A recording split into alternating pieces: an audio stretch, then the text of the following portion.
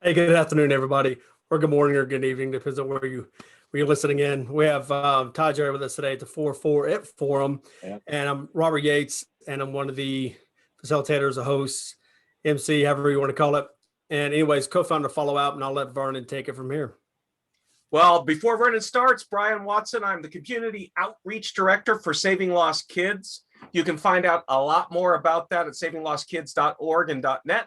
But enough of that. I'm a proud nonprofit seat for Generosity Network. And today, a fellow Generosity Networker, Todd Jerry, is going to be interviewed by another Generosity Network member, Vernon. Take it away, Vernon.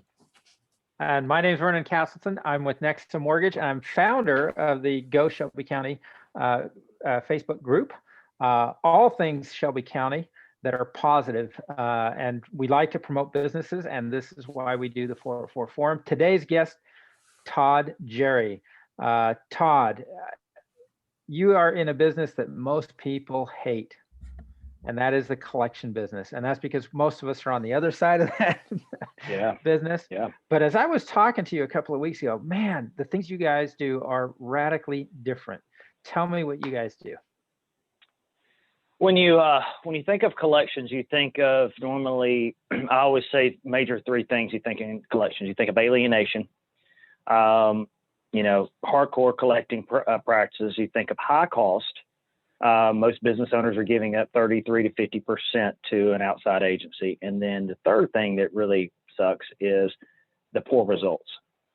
And so what we've done is we've solved a problem. I always like to say this, is that we've solved a problem in this space. And we said, hey, if it doesn't work, it hasn't worked. What can we do differently to make that?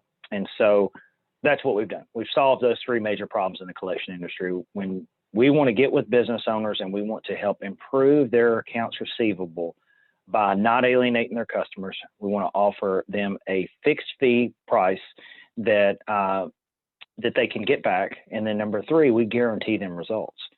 So, the biggest thing that separates us and what we do differently is that your customers that you send me, when they come to me, they don't go into a collection process.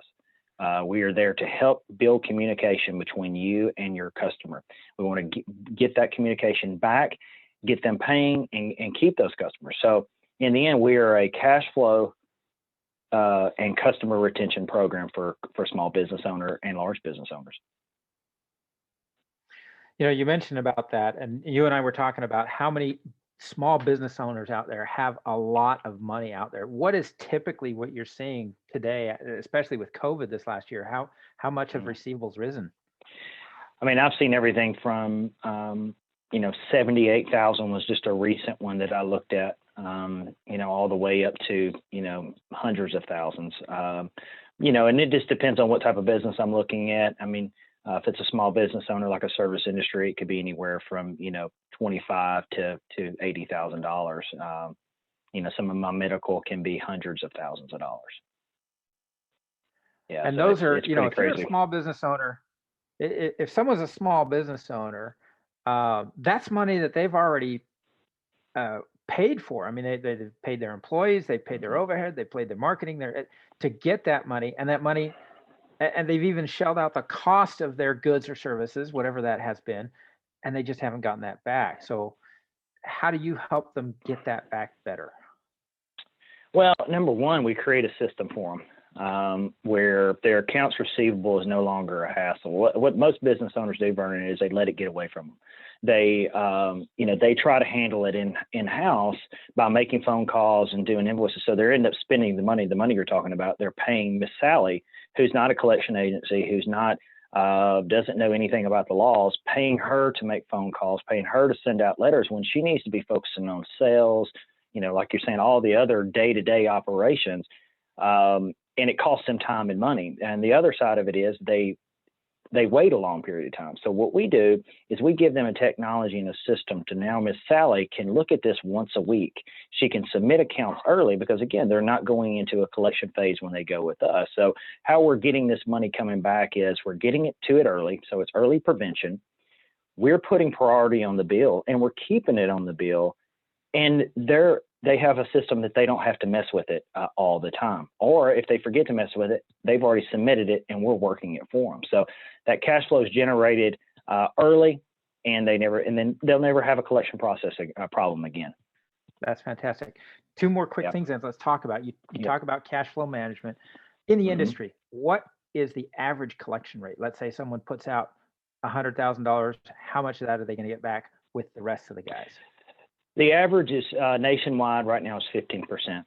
So it's really bad. So Yeah, really bad return. What is your Mhm. guys' what is your guys on average? What are you guys recovering? We are the highest in the industry, and we're rating anywhere from 50 to 60% returns. And I mean, I got testimonies after testimonials of us hitting those marks. I mean, the lowest I've seen, which is still double and triple the national average. So you guys are 3 to 4 times more successful than the Yep. average company. Yep. The Yep. other thing that you really turned me on to was those customers don't go away as often Yeah. with you guys. Yeah. Absolutely. Yeah. Why It's a is that? customer retention. Yeah. It's a customer retention because in collections, I mentioned earlier with alienation, when a collector calls a customer, I mean, they're aggressive from the beginning. They're like, you need to pay this debt. If you don't pay this debt, collection activities are going to continue, and these are the things we're going to do. Immediately, that person is on defense, and then they get on defense and they go, why would Dr. So-and-so just completely turn me over? And they're like, I'm done with this person. So they get aggressive, the collections get aggressive, and then the customer gets aggravated. So when we call them, we're going to talk to them like a normal human. We're going to say, hey, Vernon, this is Todd Jerry.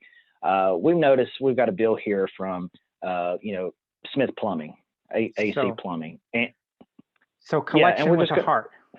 Yeah, collection with a heart. We're going to give them opportunity to make arrangements. And then to push them back to you so that you could be the good guy that gets them out of trouble.